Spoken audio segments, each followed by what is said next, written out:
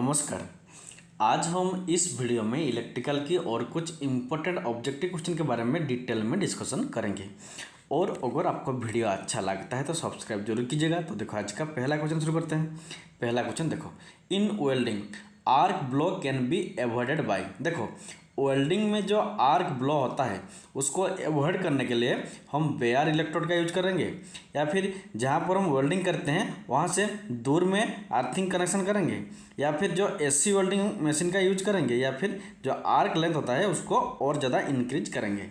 तो इसका आंसर होगा, जब हमें वेल्डिंग में आर्क ब्लॉक को एवॉइड करना होता है, मीन्स कम करना होता है, तब हम क्या करेंगे ना, जो वेल्डिंग जब करते हैं वेल्डिंग के लिए जो अर्थ कनेक्शन होता है, ग्राउंड कनेक्शन होता है, उसको थोड़ी दूर में करेंगे। तो ऑप्शन नंबर 2 होगा इसका करेक्ट आंसर। तो देखो ये आर्क ब्लॉक क्या होता है। देखो जब हम वेल्डिंग करते हैं, मान लो ये एक मेटल है, इसके ऊपर ये और एक मेटल है, इसको जब हम वेल्डिंग करेंगे इलेक्ट्रोड से, तो क्या होता है ना, जो आर्क प्रोड्यूस होता है वो इस वेल्डिंग जहाँ पर वेल्डिंग करना होता है वहाँ से साइड की तरफ मतलब डाइवर्ट होता है। जहाँ वेल्डिंग करना होता है उस पर फोकस नहीं होता है, जो आर्क होता है वो साइड को फोकस करता है, उसको ही क्या कहते हैं ना, आर्क ब्लॉक कहते हैं। और इस आर्क ब्लॉक को एवॉइड करने के लिए हम क्या करेंगे ना, जहाँ पर हम अर्थिंग या फिर ग्राउंड कनेक्शन करते हैं उसको और थोड़ा डिस्टेंस में जाकर उस ग्राउंड कनेक्शन करते हैं। तो ऑप्शन नंबर 2 होगा इसका करेक्ट आंसर। देन देखो नेक्स्ट क्वेश्चन, देखो in RLC series circuit resonance will occur when. देखो एक आरएलसी सीरीज सर्किट में रेजोनेंस कब होता है, जब इंडक्टिव रिएक्टेंस और कैपेसिटिव रिएक्टेंस दोनों इक्वल होंगे, या फिर जब इंडक्टिव रिएक्टेंस और capacitive reaction inductive reactance small होगा और कैपेसिटिव रिएक्टेंस ज़्यादा होगा, या फिर इंडक्टिव रिएक्टेंस जब ज़्यादा होगा कैपेसिटिव रिएक्टेंस कम होगा, या फिर नॉन ऑफ दिस। तो इसका आंसर होगा, जब किसी आरएलसी सीरीज सर्किट में इंडक्टिव रिएक्टेंस और कैपेसिटिव रिएक्टेंस दोनों इक्वल होंगे उसको हम क्या कहते हैं ना, आरएलसी सीरीज सर्किट का रेजोनेंस कहते हैं। तो ऑप्शन नंबर 1 होगा इसका करेक्ट आंसर। तो देखो ये जो फिगर है, देखो ये वाला फिगर देखो, इसमें ये रेजिस्टेंस आर है, ये इंडक्टर एल है और ये कैपेसिटर सी है, तीनों देखो सीरीज में कनेक्शन हुआ है। तो इस सर्किट को हम क्या कहेंगे ना, ये आरएलसी सीरीज सर्किट है। तो ये जो इंडक्टर है इसमें जो रिएक्टेंस होता है जिसको हम कहते हैं एक्स एल, ये होता है इंडक्टिव रिएक्टेंस। और ये जो सी है कैपेसिटर है, इसमें जो रिएक्टेंस बनता है उसको क्या कहते हैं, कैपेसिटिव रिएक्टेंस। तो ये इंडक्टिव रिएक्टेंस और कैपेसिटिव रिएक्टेंस जब दोनों इक्वल होंगे, बराबर होंगे, उसको हम क्या कहते हैं ना, वो जो आरएलसी सर्किट सीरीज सर्किट होता है वो होता है रेजोनेंस सीरीज सर्किट। तो ऑप्शन नंबर 1 होगा इसका करेक्ट आंसर। ये इंडक्टिव रिएक्टेंस ये होता है एक्सएल और ये कैपेसिटिव रिएक्टेंस ये होता है एक्स सी, और ये दोनों बराबर होते हैं, इसको ही क्या कहते हैं, रेजोनेंस कहते हैं। तो ऑप्शन नंबर 1 होगा इसका करेक्ट आंसर। देन देखो नेक्स्ट क्वेश्चन, एक कैपेसिटर कॉन्सिस्ट ऑफ। देखो जो कैपेसिटर होता है वो ये 4 ऑप्शन में से कौन कौन सा मटेरियल को लेकर बनता है हमारा कैपेसिटर। दो insulator separated by one insulator, means ये एक इंसुलेटर ये और एक इंसुलेटर, उसके बीच में और एक इंसुलेटर, इससे कैपेसिटर बनता है। या फिर दो कंडक्टर सेपरेटेड बाय इंसुलेटर, या फिर ये कंडक्टर बीच में इंसुलेटर, या फिर नॉन ऑफ दिस, या फिर बोथ ऑफ देम, बोथ 1 और 2। तो इसका आंसर होगा, जो हमारा कैपेसिटर होता है उसमें क्या होता है, एक कंडक्टर रहता है, इधर और एक कंडक्टर रहता है, बीच में इंसुलेटर होता है, यही होता है हमारा कैपेसिटर। तो दो conductor separated by insulator, option number 2 होगा इसका करेक्ट आंसर। ये वाला फिगर देखो, ये है हमारा कैपेसिटर का फिगर। ठीक से देखो, ये जो कैपेसिटर है उसमें ये एक प्लेट है कंडक्टर, और ये और एक प्लेट है जिसको कंडक्टर कहते हैं। बीच में जो होता है ये हमारा डाइलेक्ट्रिक या फिर इंसुलेटर, इसी को हम क्या कहते हैं, कैपेसिटर कहते हैं। तो ऑप्शन नंबर 2 होगा इसका करेक्ट आंसर। देन देखो next question, the term cogging is related to. देखो जो कॉगिंग होता है वो ट्रांसमिशन लाइन में होता है, या फिर ट्रांसफार्मर में होता है, या फिर इंडक्शन मोटर में होता है, या फिर डीसी सीरीज मोटर में होता है। तो इसका आंसर होगा, जो कॉगिंग होता है ये इंडक्शन मोटर में होता है। ऑप्शन नंबर 3 होगा इसका करेक्ट आंसर। ये कॉगिंग क्या होता है, देखो जो कॉगिंग होता है इसको हम मैग्नेटिक लॉकिंग भी कहते हैं। ये हमारा इंडक्शन मोटर में होता है। कब होता है, देखो जब एक इंडक्शन मोटर में, ये वाला फिगर देखो, जब एक इंडक्शन मोटर की, ये इंडक्शन मोटर है, ऊपर में इसका स्टार्टर है, सेंटर में इसका रोटर है, ये जो रोटर है ये घूमता है।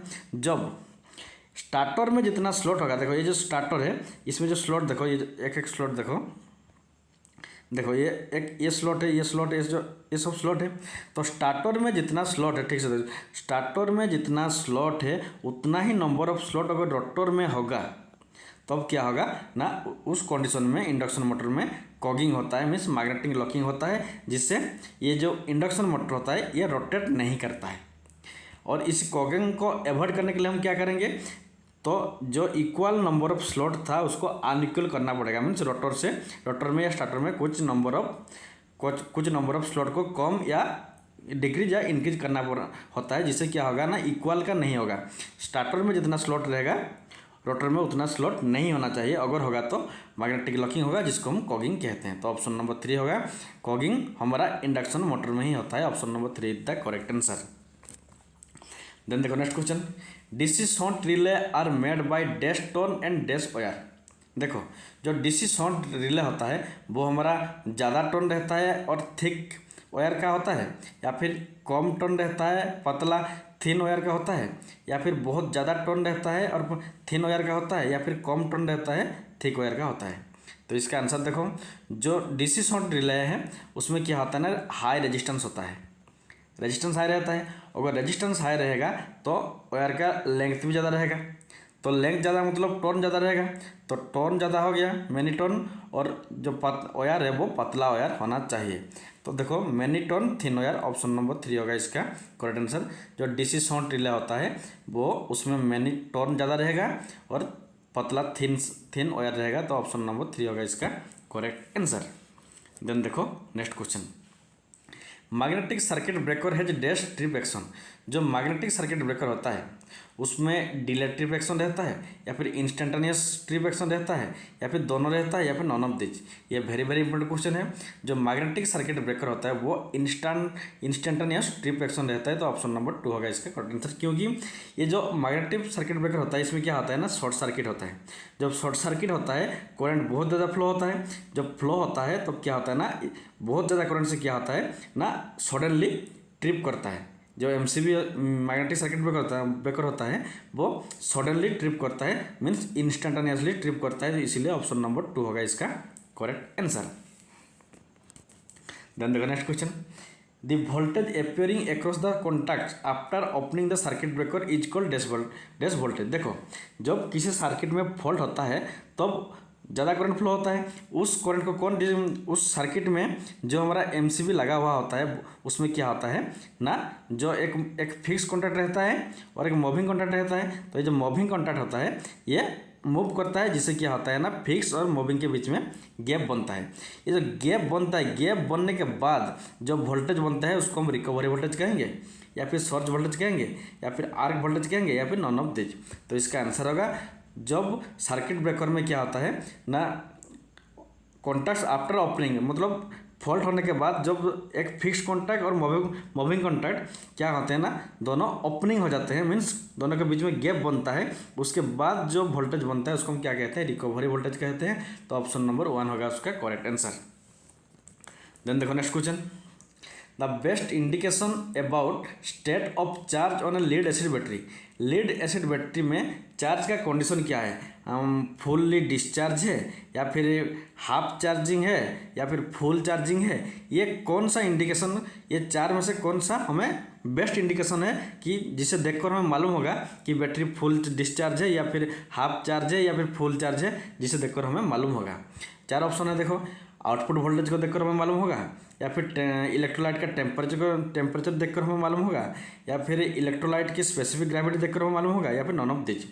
तो इसका आंसर होगा, सबसे बेस्ट जो होता है वो इलेक्ट्रोलाइट की स्पेसिफिक ग्रेविटी जो होता है उसको मेजर करके हमको मालूम होता है, हम लोग को मालूम होता है कि बैटरी का चार्जिंग कंडीशन क्या है, वो फुल्ली डिस्चार्ज है, या फिर हाफ चार्ज है, या फिर फुल चार्ज है। तो ऑप्शन नंबर 3 होगा इसका करेक्ट आंसर। तो देखो ये जो हमारा स्पेसिफिक ग्रेविटी होता है इसको हम कैसे मेजर करते हैं, हाइड्रोमीटर से हम स्पेसिफिक ग्रेविटी को मेजर करते हैं। जब ये 1.28 हो जाता है, यह हाइड्रोमीटर जब इस इलेक्ट्रोलाइट को मेजर करने के बाद स्पेसिफिक ग्रेविटी अगर 1.28 होता है, इसको हम फुल चार्ज कहते हैं, यह भी आपको याद रखना होगा। तो ऑप्शन नंबर 3 होगा इसका करेक्ट आंसर। देन देखो next question, the capacity of a lead acid cell depends not depend on it. देखो एक है टेम्परेचर, दूसरा है रेट ऑफ चार्ज, तीसरा है रेट ऑफ डिस्चार्ज, चौथा है क्वांटिटी ऑफ एक्टिव मटेरियल। इनमें से किस पर किसी भी लेड एसिड बैटरी का कैपेसिटी डिपेंड नहीं करता है। Very very important question. देखो जो रेट ऑफ चार्ज होता है ऑप्शन नंबर 2, जो रेट ऑफ चार्ज होता है इस पर डिपेंड नहीं करता है। किसी भी लेड एसिड बैटरी का कैपेसिटी डिपेंड नहीं करता है, तो ऑप्शन नंबर 2 होगा इसका करेक्ट आंसर। देन देखो next question, the ratio of ampere hour efficiency to watt hour efficiency is. देखो ampere hour efficiency divide by watt hour efficiency, इसका क्या होगा, 1 होगा या फिर ग्रेटर 1 से ज़्यादा होगा या फिर 1 से कम होगा या फिर नॉन ऑफ दिस। ये वेरी वेरी इंपॉर्टेंट क्वेश्चन। देखो जो एम्पियर आवर एफिशिएंसी होता है ये बैटरी का लगभग 90% के आसपास रहता है, और जो वाट आवर एफिशिएंसी होता है वो 70 से लेकर 80% के आसपास रहता है। तो ऊपर में देखो ज़्यादा है, नीचे कम है, मीन्स इसका मतलब क्या होगा ना, ये 1 से ज़्यादा होगा, ग्रेटर देन 1 होगा, तो ऑप्शन नंबर 2 होगा इसका करेक्ट आंसर। तो आज के लिए इतना ही। थैंक्स फॉर वॉचिंग, और अगर आपको वीडियो अच्छा लगता है तो सब्सक्राइब जरूर कीजिएगा।